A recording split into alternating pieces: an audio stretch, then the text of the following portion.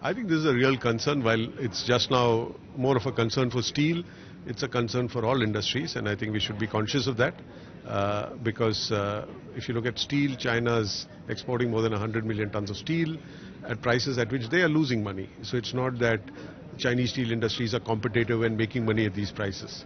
So the question is, how much do you want to let your industry suffer because the industry is making investments? And if India, which has so much of iron ore, is importing steel, it's an irony that that's happening. So that's why our submission to the government is something needs to be done. So in the Supreme Court, there was a verdict on in terms of mining, royalty, taxation, etc. How has that played out for the industry, and what's your view on that? Well, it has a huge impact, not just on steel, but all on industries which depend on minerals, whether it is cement, whether it's power, whether it is aluminium, everything else, right? So I think the point is, firstly, what will the state government do with this judgment? What is going to be the demand? It's not that we have a demand from the state government yet.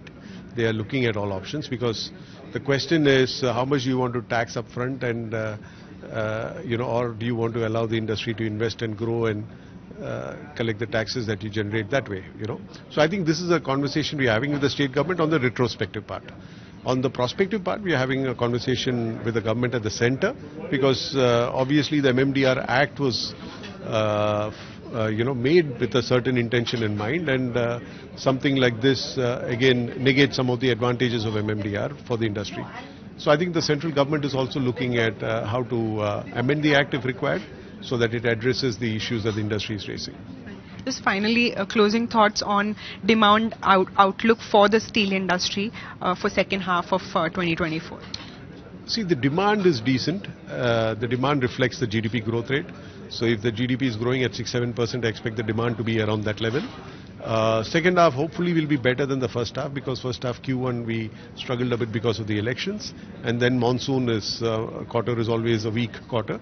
Second half is a festival quarter, and January to June is typically a good time for the steel industry. So I expect H2 to be better than H1.